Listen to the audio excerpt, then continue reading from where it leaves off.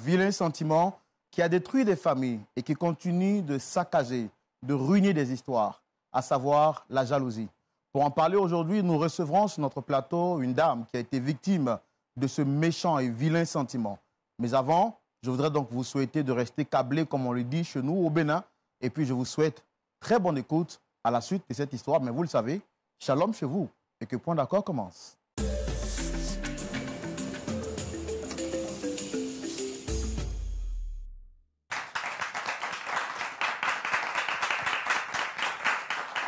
Je voudrais entendre les applaudissements du public encore plus fort.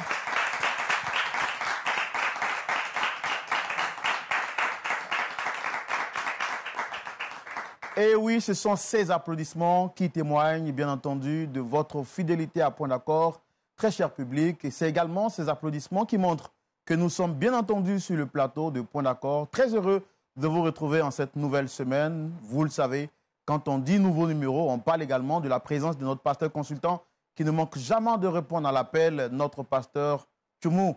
Shalom, pasteur. Shalom, Laurent. Comment vous allez, pasteur? Oui, par la grâce de Dieu, ça va. Et vous aussi? Oui, ça va très bien. Tant que vous êtes là, que le Seigneur Jésus est là, on n'a plus besoin de s'inquiéter parce qu'on sait qu'on sera édifié. Oui, le Seigneur le permettra.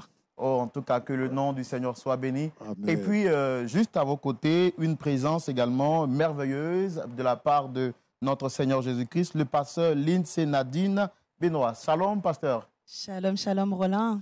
Alors, comment est-ce que vous allez aujourd'hui? Ça va très bien. Content d'être sur ce plateau avec vous. Oui, je rappelle, pasteur, que vous êtes chantre, également pasteur, et puis vous venez du Canada. Je viens du Canada, du Québec, de l'église Gospel Vie. L'église Gospel Vie, oui. C'est le lieu pour nous de profiter de la présence du pasteur pour saluer encore une fois de plus tous nos frères et sœurs de l'église Gospel Vie, oui. Du Canada, précisément à Montréal. À Montréal. Que Dieu vous bénisse abondamment. Et pour tous les frères et toutes les sœurs qui suivaient cette émission au Canada, aux États-Unis d'Amérique, au Bénin, au Congo, Kinshasa, Brazzaville, si je veux continuer de citer les pays, on risque de rester toute la journée ici. De là où vous êtes, que Dieu vous bénisse abondamment. Ne manquez surtout pas de mettre en commentaire le pays depuis lequel vous suivez ce nouveau numéro de Point d'accord, mais également partagez cette émission pour qu'elle puisse faire du bien et édifier une famille, pourquoi pas des personnes qui seront dans le désespoir et la tristesse. Que Dieu vous bénisse abondamment. Vous le savez, pasteur Nadine, pasteur Tchoumou, le principe de cette émission, nous recevons chaque fois des personnes qui viennent désemparées, à qui nous prêtons oreille attentive et à la suite de leur histoire, Dieu, par votre canal, leur fera du bien au travers des conseils que vous avez à partager avec eux. Aujourd'hui, nous allons donc recevoir une sœur en Christ. Elle viendra donc pour partager son histoire. Il s'agit de la sœur Mélissa. Et je voudrais donc que nous la recevions ici, ce public, comme on sait si bien le faire, avec des applaudissements.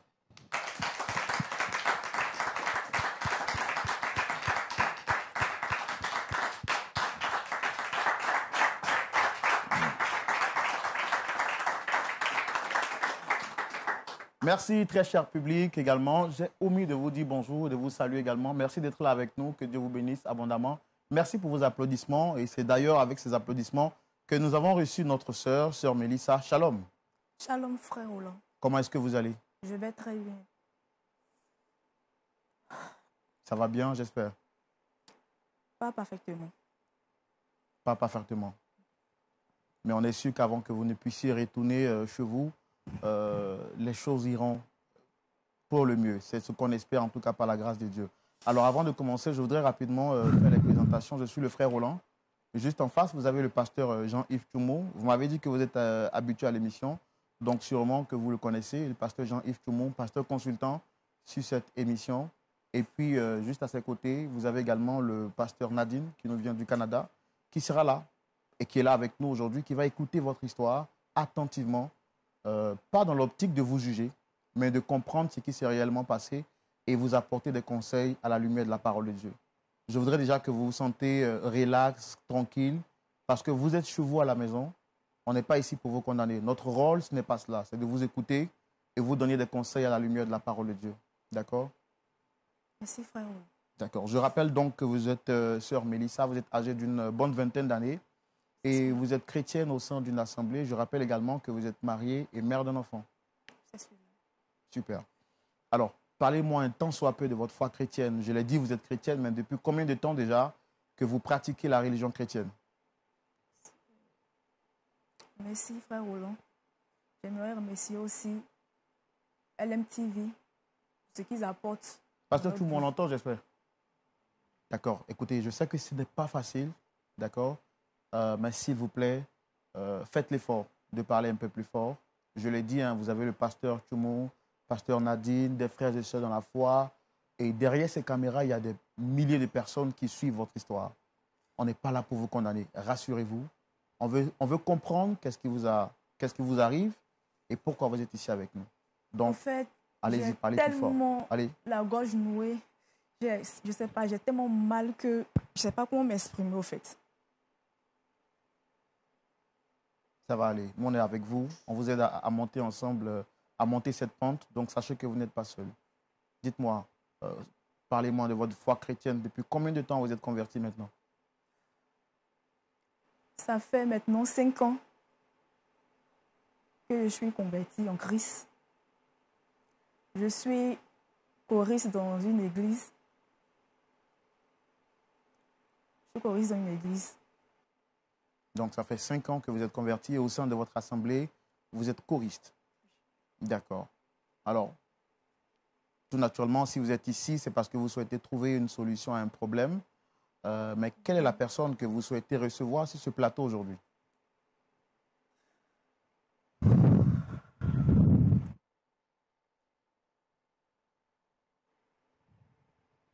Frère Roland, c'est difficile pour moi. C'est très difficile pour moi. Je comprends, je comprends. Je comprends vraiment. Que le Seigneur vous fortifie, ce n'est pas facile, je le sais. Mais que le Seigneur vous fortifie.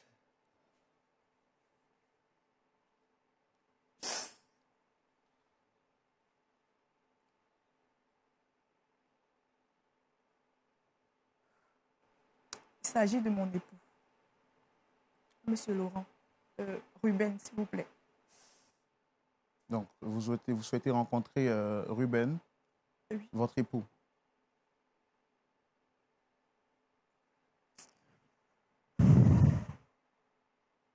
Regardez-moi, regardez-moi. Écoutez, je sais que ce n'est pas facile, moi je comprends la situation que vous vivez actuellement, mais il faudrait que vous fassiez l'effort d'être forte. D'accord? Déjà, vous avez fait un grand pas, de quitter chez vous jusqu'à venir ici pour parler en public, c'est déjà quelque chose de merveilleux. Et je voudrais que vous soyez fiers de cela. Moi, je l'ai dit, on n'est pas ici pour vous juger. On veut comprendre ce qui vous arrive et vous aider avec l'aide du Seigneur. Donc, faites l'effort d'être forte. On va traverser ensemble cette vallée de l'ombre de la mort. Vous n'êtes pas seul du tout, ok? Mais avant de convoquer votre époux sur ce plateau pour en parler avec lui, la Bible dit que lorsque vous avez des différends avec des personnes, il faudra d'abord aller vous-même. Ensuite, si la personne refuse de vous entendre, il faudra amener des témoins. Est-ce que vous avez cherché à résoudre le problème en privé avant de le convoquer sur un plateau télé?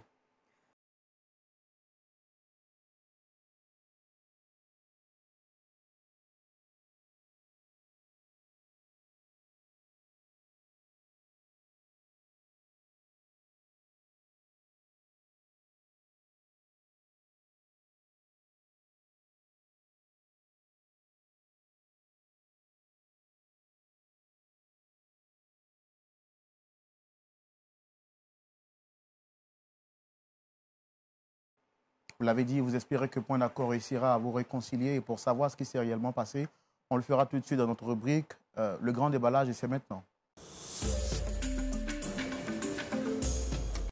Voilà. Madame, je reviens à vous. Vous avez dit tout à l'heure que vous espérez que Point d'accord puisse vous aider à vous réconcilier, bien entendu avec l'aide du Seigneur.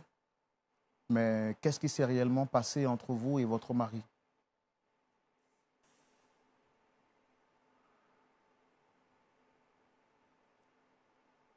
D'abord, j'aimerais signifier que mon époux, c'est un homme bien. Quelqu'un qui est prêt à aider son prochain. On s'est rencontrés à l'église où je suis choriste et lui musicien. Après quelques mois, nous sommes mariés. un jour, comme une bonne famille, on était assis en train de regarder la télé avec les enfants, avec mon enfant, pardon. Sonna à la porte. Je vois, ce sont des policiers. Ils sont venus chercher mon mari avec une convocation. Mais mon mari a fait quoi? Ils n'ont pas cherché à comprendre. Mon mari aussi ne voulait pas les suivre. Avec l'enfant, tout ça, c'était devenu un peu vraiment gênant. Donc, ils ont emmené mon mari. Je me suis vêtue vite, vite, et je suis partie au poste de police pour me voir pourquoi ils avaient emmené mon mari. Arrivé là-bas, on me dit que mon mari a fait un détournement de fonds. J'étais surprise. Je connais mon mari. Il ne peut pas faire ça. Donc après, je suis partie, on m'a laissé le voir. Je lui ai demandé, il a dit que non, il ne l'a pas fait. Il a même juré, il pleurait. Je lui ai dit que je crois en son innocence. Après ça, il a passé 3 jours au poste de police.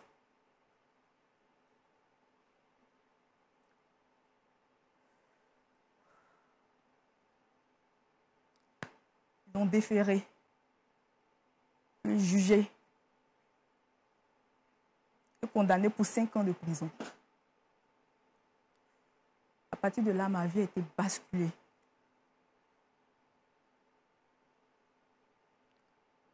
J'étais avec un enfant.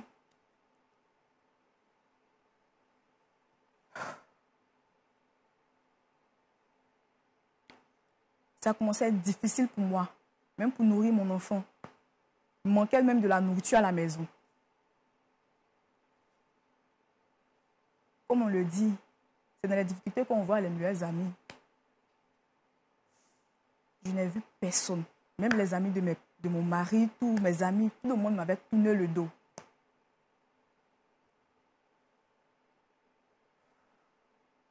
Jusqu'au jour où mon beau-père, le père à mon mari, vient me voir avec des provisions, il envoyait plein de choses, même des jouets à l'enfant, tout. J'ai rendu grâce à Dieu parce que depuis mon mariage avec mon mari, il n'a même pas assisté au mariage. Je ne l'ai jamais vu. J'ai même demandé à mon mari, mais pourquoi ton père ne vient pas, pourquoi il n'est pas venu à notre mariage? Il a dit de laisser tomber. Que c'est une histoire, il n'a pas envie de rentrer dans les détails. Mais je sentais que c'était un peu fou entre eux. Ok, c'est mon beau-père, il vient à la maison. Il venait peut-être même 4 fois dans la semaine, il peut venir, défile, il envoie des provisions. En tout cas, j'étais là, j'étais heureuse. Je dis, ah Seigneur, merci. Ça, c'était pendant que votre mari a été emprisonné. Emprisonné.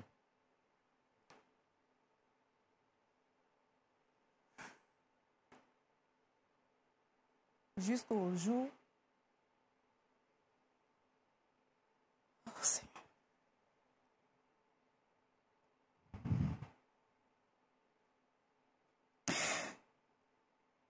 Oh. J'ai tellement honte de parler de cette histoire. N'ayez pas honte. Nous, on est là pour vous écouter, pour vous aider. Parce qu'on sait que c'est un moment difficile que vous traversez. Il n'y a pas à avoir honte. Si vous êtes là, c'est parce que vous reconnaissez un tort. Et en Afrique, on dit une faute avouée est à moitié pardonnée. Donc, nous, on n'est pas là pour vous juger. Qu'est-ce qui s'est passé par la suite? Dites-nous.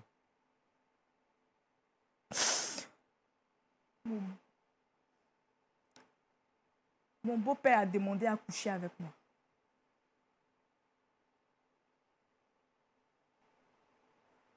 Attendez. Vous dites que votre beau-père a demandé à coucher avec vous? Oui. Il me disait que si je ne cédais pas, il allait tout couper. Il n'allait plus envoyer de nourriture, tout ça. Mais j'ai refusé. Il insistait jusqu'à ce que l'irréparable se produise. J'ai cédé. Quand vous dites que vous avez cédé, qu'est-ce qui s'est passé réellement? J'ai eu des rapports sexuels avec mon beau-père.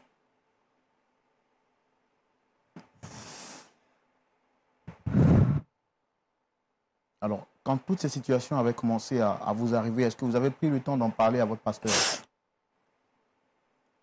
Non, je n'ai pas pu. Il m'avait demandé de garder le silence. Puisque c'est un homme puissant et riche. Et je l'ai écouté. C'est parce que vous aviez peur de lui? C'est un homme puissant.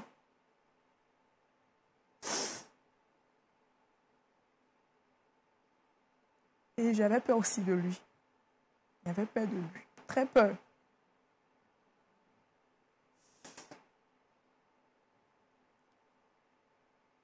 Suite à cela, on continuait à se voir et on couchait toujours ensemble. En secret.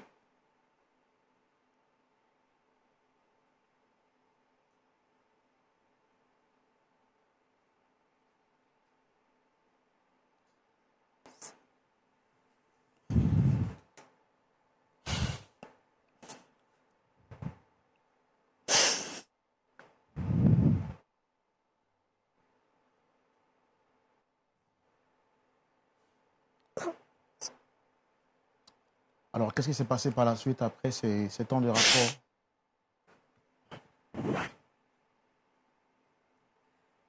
Jusqu'au jour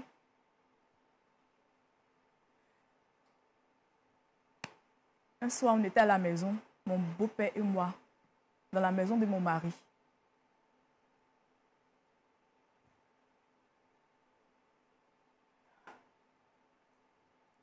Et subitement, mon mari, qui était en prison, a été libéré. À 12 mois de prison, il était libéré par la grâce présidentielle. Donc, ça veut dire qu'il était condamné pour combien de temps au départ? 5 ans. Et au lieu de 5 ans, il a fait que 12 mois. 12 mois. Libéré par grâce présidentielle. Oui, oui, c'est ça.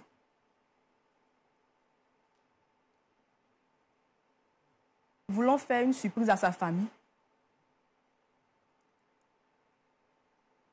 il s'est rendu chez lui à la maison. Chez nous, notre maison habituelle.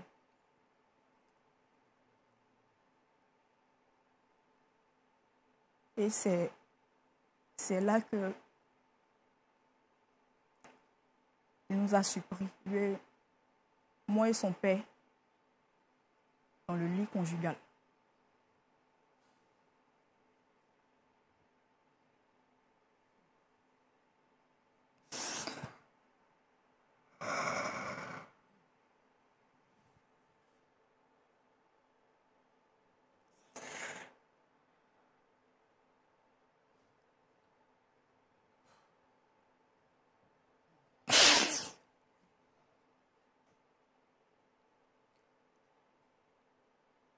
Et quelle a été sa réaction quand il vous a trouvé dans cette maison?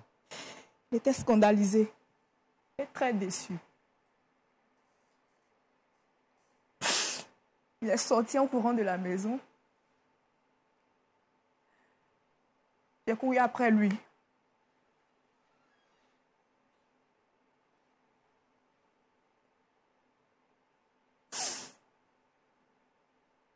Et il était déjà parti. Et votre beau-père, en ce moment-là, comment est-ce qu'il se sentait? Qu'est-ce qu'il a dit?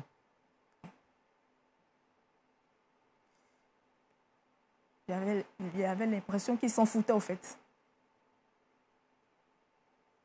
Il me disait, Mélissa, laisse-le partir. Laisse-le partir. S'il ne veut rien faire avec toi, bon.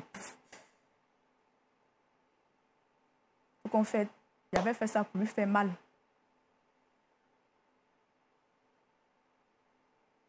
était utilisé pour faire mal à mon fils parce qu'il m'avait désobéi.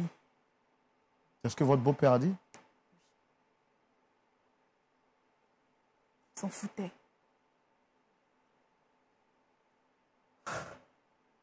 Et comment vous êtes senti quand vous avez entendu cette déclaration de votre beau-père? Choquée, embarrassée. Et j'avais honte de moi-même. Parce que j'ai trahi mon mari.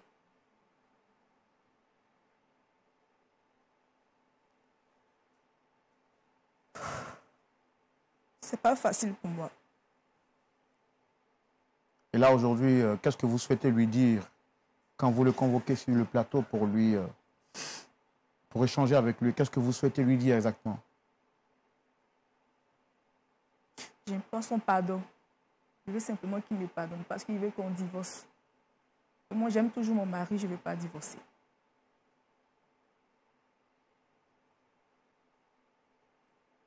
Je ne veux pas divorcer. Et c'est quand la dernière fois que vous l'avez vu de visu, physiquement, vous l'avez vu de visu, je veux dire physiquement? Je ne me rappelle pas trop, mais ça date d'un peu longtemps. Et si ce soir, il refuse de vous accorder le pardon, quelle sera votre réaction? Déçue, mais au moins j'aurais essayé. Alors, nous, on a tout fait pour entrer en contact avec votre époux. On va le faire venir tout de suite, mais est-ce que vous êtes prête à l'affronter là dans les yeux pour lui demander pardon? Est-ce que vous êtes prête, après tout ce temps, à le revoir et lui regarder droit dans les yeux? Oui. Oui. C'est difficile, mais je vais essayer.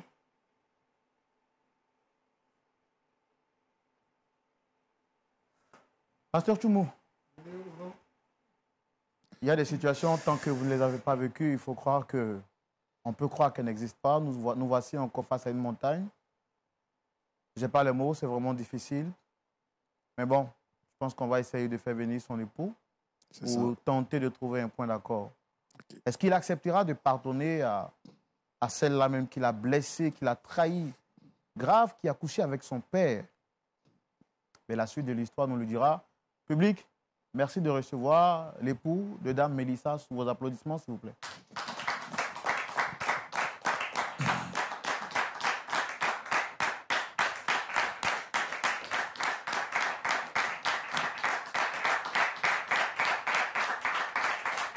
Et toi, qu'est-ce que tu fous là?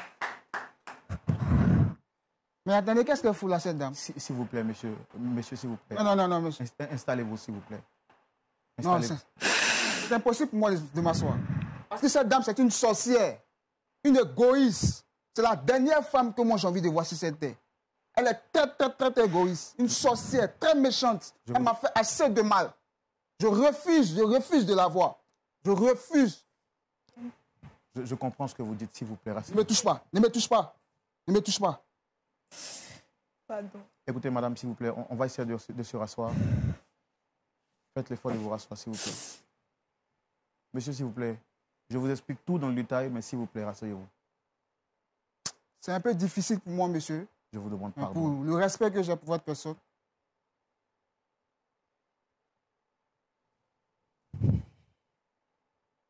Déjà, merci beaucoup. Merci d'avoir répondu à notre appel. Alors, vous êtes sur le plateau de Point d'accord. C'est une émission qui tente de trouver des solutions à des problèmes difficiles. Et les gens viennent ici, et la plupart du temps, lorsqu'ils n'ont plus d'issue, plus de recours. Et cette dame qui est là nous a demandé de tout faire pour entrer en contact avec vous, pour vous demander pardon. Parce qu'elle reconnaît avoir fait quelque chose de grave. Et elle souhaiterait que vous lui accordiez votre pardon. Donc, elle aura naturellement besoin que vous l'écoutiez, s'il vous plaît. Et par la suite, vous pourrez dire ce que vous avez envie de dire. C'est trop facile. C'est trop facile, monsieur. Savez-vous ce que cette dame a fait? Est-ce qu'elle vous a raconté textuellement ce qu'elle a fait? Là qu'elle a pu poser. Parce que moi, elle m'énerve. Je n'ai même pas envie d'entendre un mot venant d'elle. Je vous l'assure, c'est la dernière femme sur cette terre que moi j'ai envie de rencontrer. Voir de mes deux yeux. Elle m'a fait assez de mal. Assez. Et je souffre dans mon être. Elle m'a poignardé. Quand je pense à notre enfant, j'ai mal. Je me dis, cet enfant, quand il sera plus grand, qu'est-ce qu'il va penser? S'il sait ce que sa mère a posé, l'acte que sa mère a posé. Sera-t-il fier d'elle? La question reste posée. Alors, tout à l'heure, c'est vrai que vous m'avez demandé est-ce que je sais ce qu'elle a fait. Nous avons eu le temps d'écouter son récit. Je pense que il faudrait également entendre votre part de vérité. Qu'est-ce qui s'est réellement passé? Je rappelle que vous êtes Monsieur Ruben, si je ne me trompe, c'est bien cela. Et vous êtes entrepreneur. C'est exact. Moi, je suis le frère Roland. Okay. Et juste en face, vous avez le pasteur Jean-Yves Choumou. Okay. Et le pasteur également, le pasteur Lindsay, c'est ça? Et des frères et sœurs dans la foi. D'accord. Comme je l'ai dit, c'est un plateau où nous essayons de trouver des solutions aux problèmes difficiles que traversent les gens. Et cette dame que vous avez reconnue tout à l'heure sur le plateau, Dame Mélissa, a souhaité vous demander pardon. Nous avons écouté sa version, mais je voudrais vous demander à vous également qu'est-ce qu'elle a fait exactement quand vous dites qu'elle est une sorcière. Que s'est-il réellement passé? Alors, M. Roland, sachez que j'ai été condamné à 5 ans de prison pour une histoire. Jusqu'à présent, je me sens innocent. Et j'ai passé 12 mois en prison, toujours en prison. Et par la grâce de Dieu, j'ai bénéficié d'une grâce présidentielle. Alors, tout heureux, moi, je décide de regagner ma famille, ma maison. Voilà, voir ma femme, celle que j'appelais femme, ma tante femme, Mélissa, et notre fils. Et arrivé à la maison, à ma grande surprise,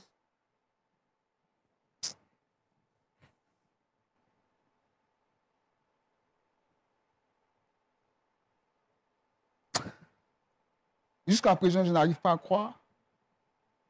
Je n'arrive pas à croire. J'ai surpris ma propre femme, Mélissa, dans notre lit conjugal avec mon père. Je dis bien mon père.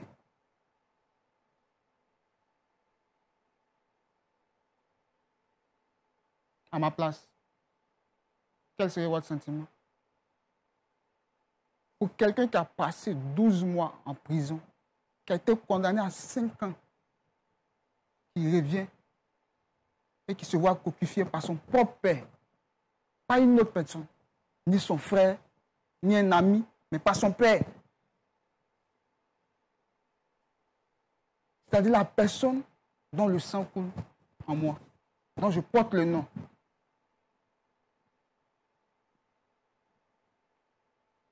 Vous savez, par moments, il m'arrive de parler seul dans la rue. Parce que bon, après avoir parlé au pasteur et à la famille, ils m'ont dit de me calmer, mais la blessure, elle est profonde. J'ai mal. Je me demande qu'est-ce qui a pu bien se passer pour que ma femme puisse me tromper avec mon père.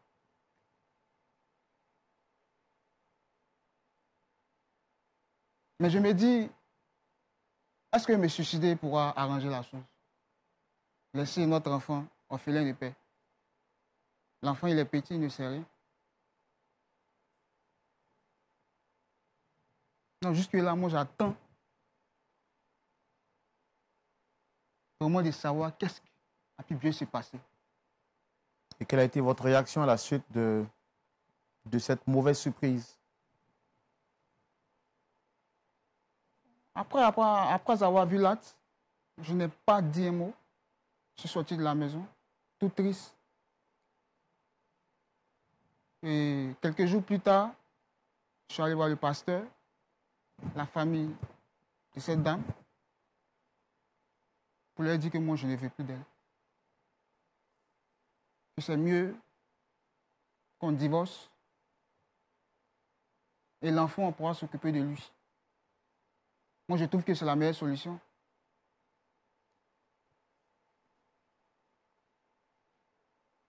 Je ne me vois pas entrer et vivre encore avec une femme qui m'a trompé avec mon père. C'est trop fort pour moi.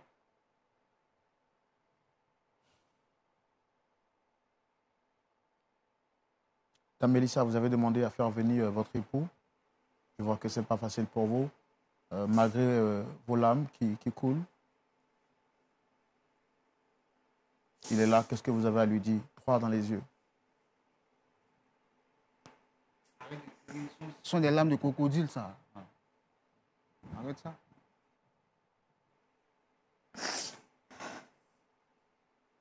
Mélissa? Je voudrais demander pardon à mon mari. Je t'ai dit de ne pas me toucher. Arrête ça, arrête. C'est pas ma faute. C'est la faute de ton père. Tu es sûr de toi?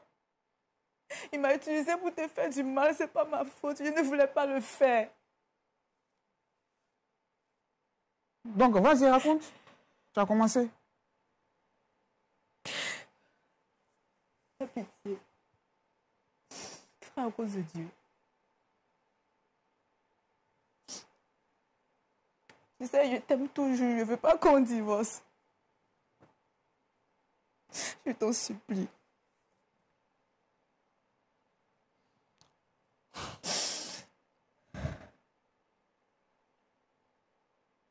Dame Mélissa, faites l'effort de vous rasseoir, s'il vous plaît.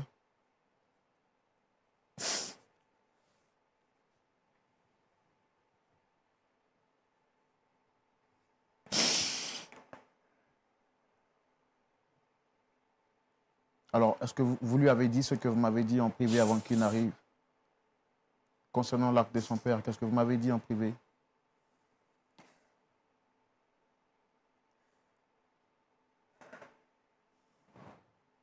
Vas-y, moi, je t'écoute. Hein. Ton père a fait ça parce qu'il t'aime. Il a une grande haine contre toi. Il dit que tu lui as désobéi. Que tu es son seul fils. Il voulait que tu sois à la tête de son entreprise, mais tu as refusé. Tu lui as tenu tête.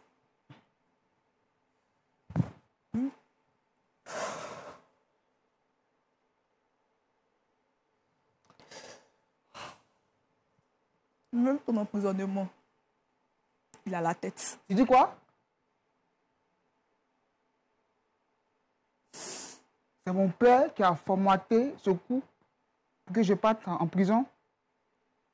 C'est bien ce que tu viens de dire, hein? Putain. Je l'ai appris le jour où tu es venu à la maison, quand tu es quitté en prison. Qu'est-ce qu'il t'a dit ce jour? Oui. Pour le seul fait que je n'ai pas voulu travailler dans son entreprise, que j'ai voulu voler de mes propres ailes. C'est vrai, je ne t'ai pas dit qu'il y avait des embrouilles entre mon père et moi. Tout ça, bien sûr.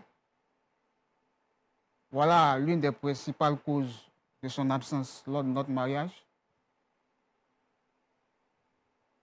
Mais je ne pensais pas qu'il pouvait réagir de la sorte.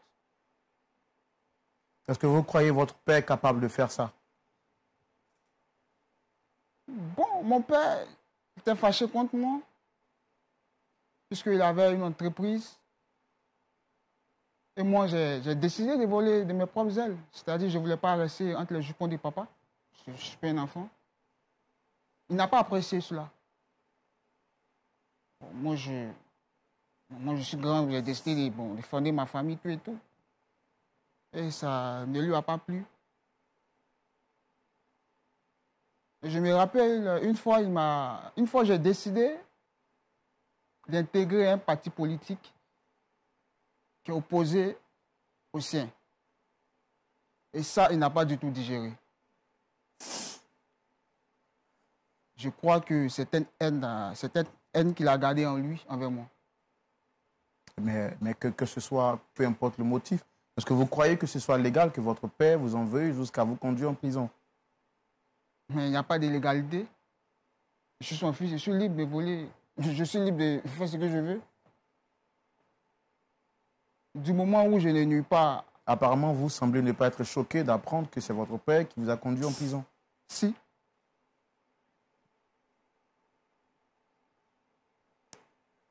Ça aurait pu être quelqu'un d'autre. Est-ce que vous croyez votre père capable de le faire? C'est difficile. C'est difficile. Mais comme je vous l'ai dit, quand je me ressasse certaines choses dans le passé, j'ai un pansement au cœur qui me dit que vraiment, il est capable de faire cela. Et si ce que ma femme dit est exact, alors vraiment, c'est inhumain de sa part. Son propre enfant, je ne trouve pas ça vraiment joli. C'est méchant.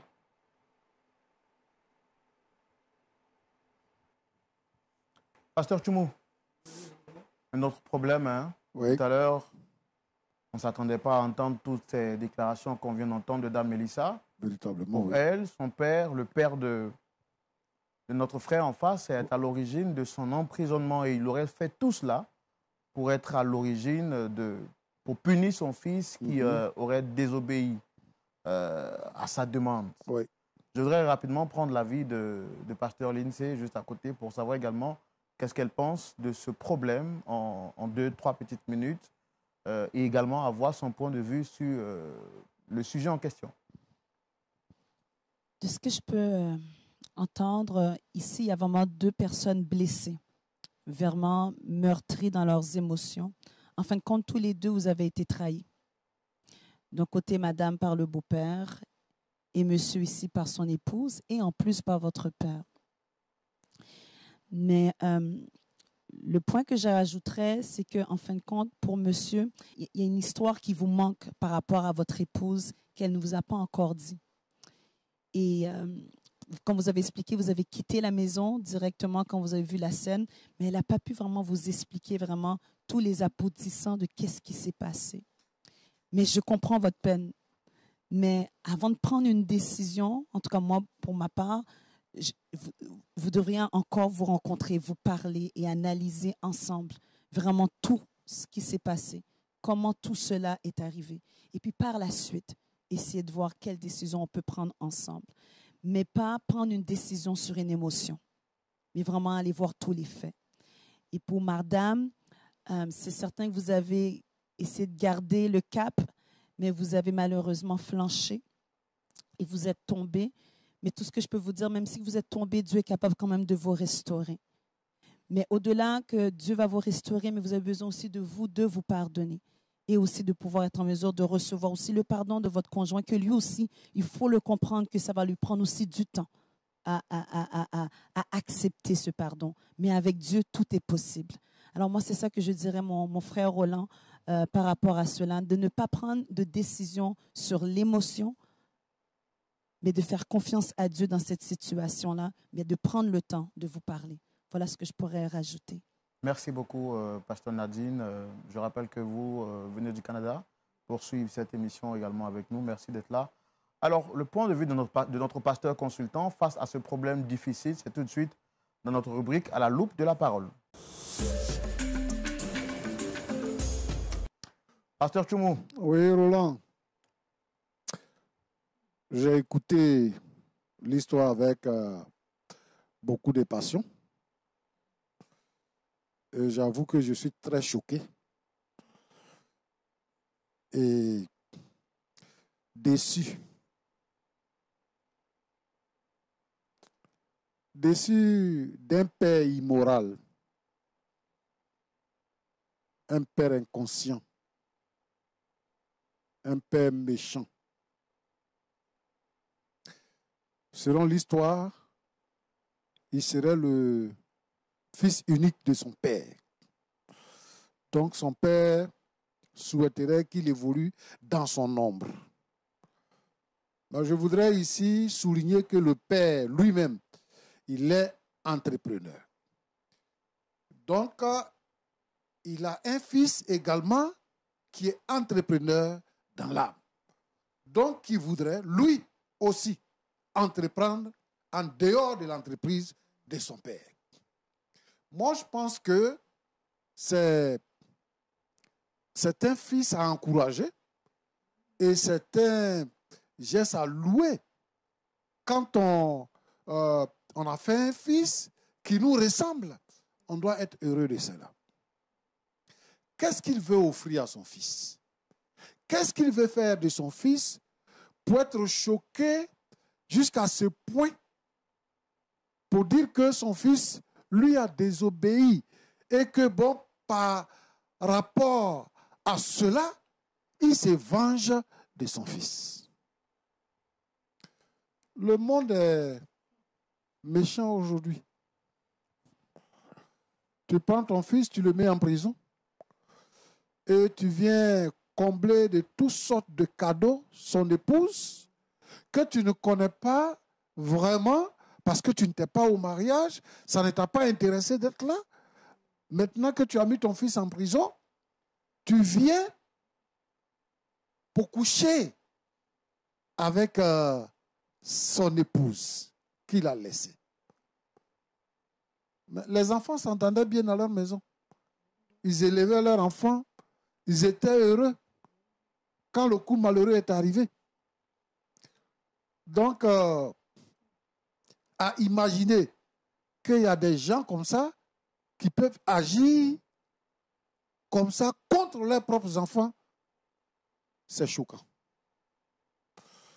Mais ce que je voudrais dire à, comment ça s'appelle là? Mélissa. Mélissa. Bon, moi je me demande comment une femme peut être légère jusqu'à ce point. Il vient, il se présente. Il te dit qu'il est le père de ton mari. Il vient avec des cadeaux. Des cadeaux même, des jouets pour l'enfant, la nourriture et tout ça. Comme tu as dit que tout le monde t'a tourné le dos, tu pensais vraiment que c'était utile de coucher avec le père de ton mari? Mais dis-moi, comment tu vas les regarder les deux? C'est dit que ton mari sort de prison, le père de ton mari est là, même s'il ne venait pas vous surprendre dans le lit. Dis-moi, comment est-ce que tu allais les gérer les deux? Comment tu allais les regarder? Mais tu ne réfléchis pas. Ce n'est pas de la réflexion. Donc tu as couché avec lui parce qu'il t'a apporté à manger. Après que ton mari t'ait surpris, tu t'en vas maintenant voir le pasteur. Mais écoutez, vous appartenez à une assemblée, n'est-ce pas?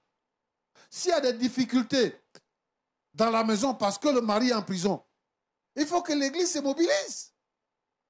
Oran. Oui, pasteur. Je pense que la solidarité dans l'église est une chose importante. Et là, l'église a manqué à quelque chose. Un jeune homme qui va en prison, son épouse qui est restée seule, tout le monde lui tourne le dos. Voilà ce que ça a engendré. Mais moi, ce que je dis à Mélissa, c'est que elle a été très légère et vraiment, ce n'est pas son avantage. C'est quel genre de femme tu es? Ton mari, il est le fils unique. Et le père, là, il n'a pas un autre enfant. Donc, tu couches avec le père, tu couches. C'est-à-dire qu'à la première difficulté qu'il y a eu dans votre foyer, tu allais coucher avec ton beau-père. Ah, la vie, on dit que la vie est un combat. Donc, dis-moi, chaque fois qu'il va y avoir une difficulté, tu vas coucher avec un autre homme. S'il y a une autre difficulté, tu vas coucher avec un autre homme. Pourquoi? Tu pouvais dire à ton père, tu pouvais dire à ton pasteur, tu pouvais dire à ta mère que voilà ce qui se passe. Tu peux même déménager, aller habiter chez tes parents, puisque ton mari est en prison. Mais tu ne fais pas tout ça. Tu acceptes de coucher avec le père de ton mari dans votre lit conjugal. C'est-à-dire qu'il a remplacé ton père. Il a remplacé ton mari. Et si tu avais enceinte, tu vas faire enfant avec le père et le fils? Non, Ma petite, moi, je ne suis pas d'accord avec ça, là. Même si on dit que tu souffres, même si on dit que tu es démuni, il y a des femmes qui ont des problèmes. Mais tu es venu dire que tu es chrétienne, ça fait 5 ans. Une chrétienne qui vit dans la foi, qui connaît le Seigneur Jésus-Christ, qui sait qu'il peut avoir des difficultés, qui peut les surmonter. Bon, je pense qu'il y a quelque chose dans ta vie que tu dois revoir et que tu dois te repentir. Véritablement. C'est bon de demander pardon, mais il faut que toi-même, tu te repentes. Parce qu'avec le sexe, tu as un problème. Et il faut que tu te repentes. Mon fils, que Dieu te bénisse. Tu sais que dans la vie a plusieurs facettes. Hein. Il y a des choses même qu'on ne peut pas croire qui existent, qu'on ne peut pas concevoir, mais qui existent véritablement. Ce que je veux te dire, c'est que quand tu as un ennemi, quelle que soit la couleur de ton ennemi, c'est ton ennemi. Pourquoi les sorciers tuent les enfants? Parce que leur enfant devient leur ennemi. Tu es prêt à tout pour détruire ton ennemi. Et quelle est l'arme fatale pour détruire son ennemi? C'est ta femme. Si tu es heureux avec ta femme, quelles que soient les difficultés, tu vas les surmonter. Mais si tu as des difficultés avec ta femme, tu auras un mauvais rendement dans tout ce que tu feras. Et tu as utilisé un terme tout à l'heure pour dire que tu as pensé à votre enfant. Sinon, est-ce que se suicider était la meilleure solution? Déjà, tu penses au suicide. Alors que celui qui est chrétien qui se suicide, il va en enfer. Et donc, quand les gens disent que je souffre trop, et puis il va se suicider pour mourir comme ça, il va avoir la paix. Non, tu n'auras pas la paix, tu vas en enfer. Donc avec cette histoire-là même là, tu n'auras pas la paix. Pour que toi tu aies la paix, cela dépendra de toi-même. Il faut retenir que ce qui s'est passé, c'est vrai, ta femme a été légère, mais ta femme là, elle a été soumise à une pression très haute. Étant seule, elle n'avait pas de défenseur. Il n'y avait personne pour lui donner un coup de main pour surmonter la tentation. Elle a succombé. Mais depuis que tu es sorti de prison, elle est toute confuse. Elle est remplie de honte. Elle est remplie de chagrin. Toutes sortes de difficultés s'abattent sur elle. Et le monsieur, il l'a abandonné. Parce qu'il lui a dit, laisse-le partir. Parce que c'est moi qui l'ai mis en prison. Et j'ai couché avec toi pour lui faire mal. Pour vous séparer. Pour que tu souffres. Et c'est ce qui se produit actuellement. Moi, je pense que quand on sait qu'on a un ennemi commun, il faut se mettre ensemble pour le combattre. Si on se met ensemble pour le combattre, c'est fini. On va remporter. Lui, il a commis un acte pour te détruire. Toi, tu n'es pas un destructeur. Tu n'es pas comme lui. Moi, ce que je te demande, c'est que tu pouvais ne pas le savoir. C'est-à-dire quand tu es sorti de prison, là, si tu ne l'avais pas trouvé à la maison, et que ta femme, que tu étais dans la maison, il ne pouvait plus venir, donc ta femme ne t'avait pas dit qu'il s'était passé quelque chose comme ça, et tout ça, tu pouvais ne pas le savoir.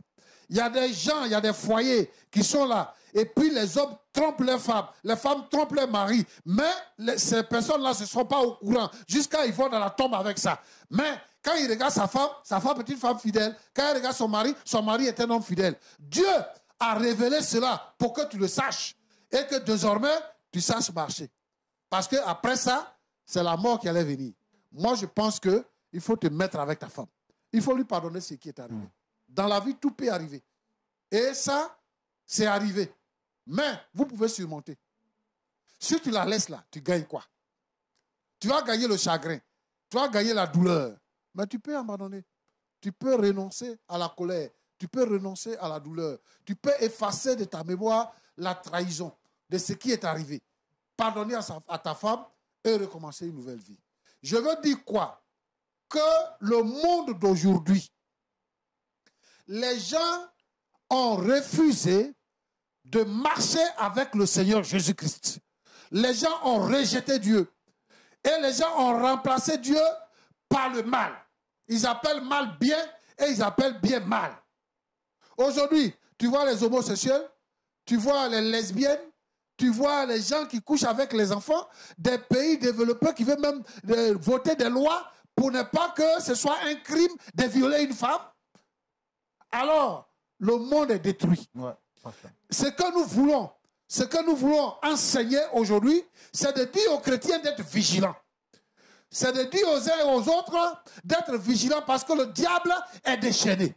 Et le diable n'a pas de couleur. Il utilise tout le monde. Il peut utiliser ton frère, il peut utiliser ta mère, il peut utiliser ton père, il peut utiliser ton pasteur, il peut utiliser ton ami intime. Et son but, c'est de détruire. Il voulait détruire un foyer.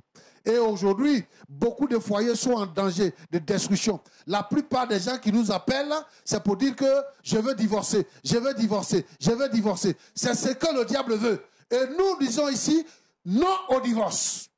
Nous ne voulons pas le divorce. Merci. Quelle que soit la faute, il faut pardonner.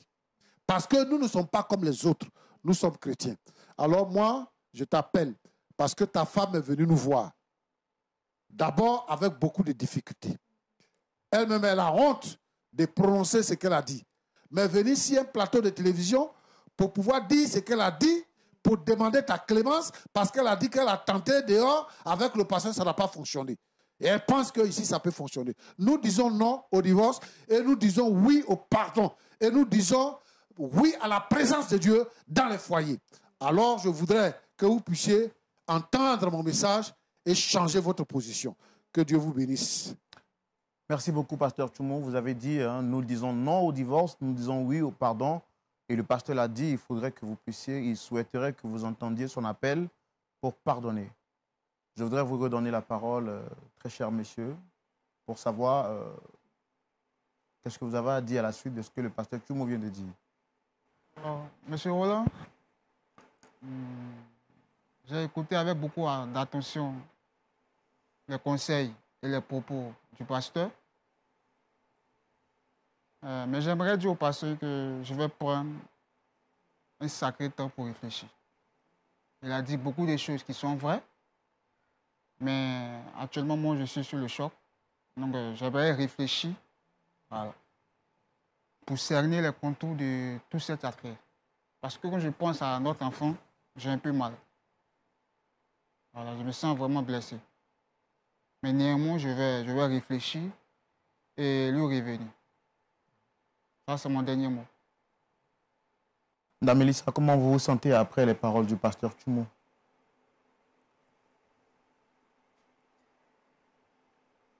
Au début, c'était un peu difficile, mais je me sens un peu soulagée. J'espère au moins que Dieu va toucher le cœur de mon mari pour qu'on puisse se remettre ensemble. Ce n'est pas que ça aille au divorce. Vous l'aimez toujours? Bien sûr. Monsieur, est-ce que vous aimez toujours votre femme?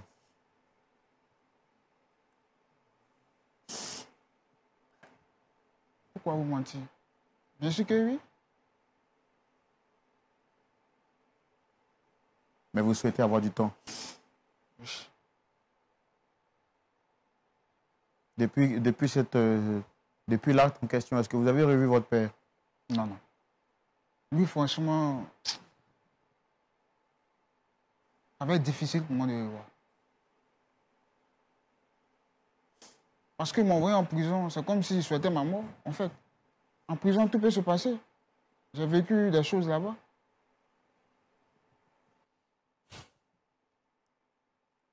Je pense qu'on ne va pas vous forcer la main, pasteur Tchoumo. Il a dit qu'il aura besoin d'un peu de temps. Je crois également que la prière est une âme puissante qui incline les cœurs, comme l'abbé pouvait le dire. Il est le Dieu qui incline le cœur des pères vers les fils. Je pense que si vous les recommandez à la grâce de Dieu, on pourra pourquoi pas, avec le temps, essayer de trouver une solution possible? Oui, mon cher Roland, nous allons prier. Je sais que le pasteur Lindsay, dans son intervention, elle a demandé qu'il y ait un temps de rencontre pour pouvoir discuter les deux. Et quand il dit qu'il va réfléchir, je pense aussi que ce sera bien de penser à la proposition du pasteur et de pouvoir se rencontrer pour parler. Parce qu'on ne peut pas tout dire ici sur le plateau. Il y a beaucoup de choses qui sont à l'intérieur. Et lui, il a dit qu'il veut cerner le contour de toutes ces choses. Mais nous allons prier et nous croyons que le Seigneur va intervenir dans ce couple. Voilà. Merci beaucoup. Donc, vous avez la parole pour la prière de fin. Ouais. Seigneur, notre Dieu, notre Père, le diable veut détruire ce foyer. Et tous les foyers chrétiens sont la cible du diable. Le diable s'attaque aux uns et aux autres. Seigneur, il utilise la trahison. Il utilise, Seigneur, notre Dieu, notre Père, d'autres moyens pour détruire les foyers. Je prie particulièrement pour ce foyer-là, pour ces jeunes gens, mais je prie aussi pour tous les foyers en difficulté, qui sont en naissance de divorce, ceux qui ne se parlent plus, qui font chambre à part. Seigneur, notre Dieu, notre Père, parce qu'il y a des problèmes, permets que le Saint-Esprit les visite dans le foyer.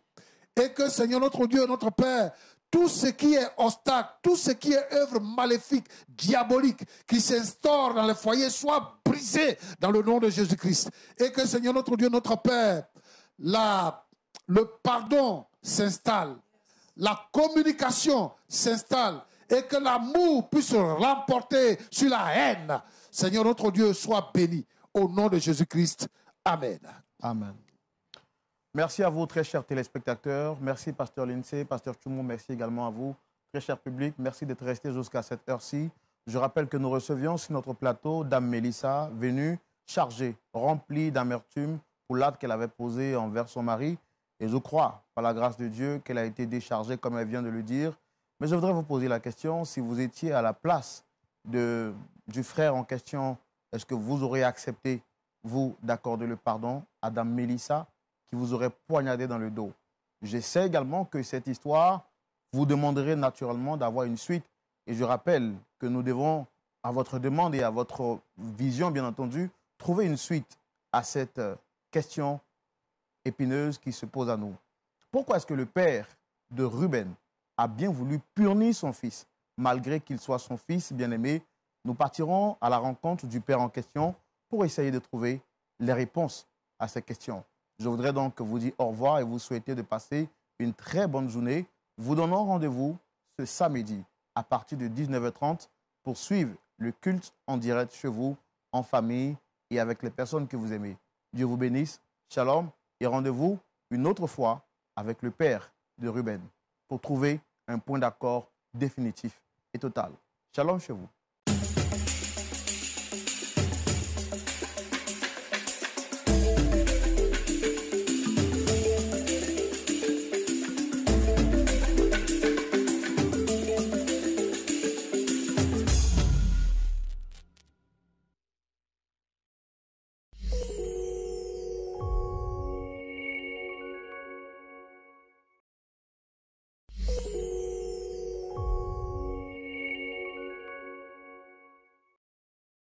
Shalom, shalom, grande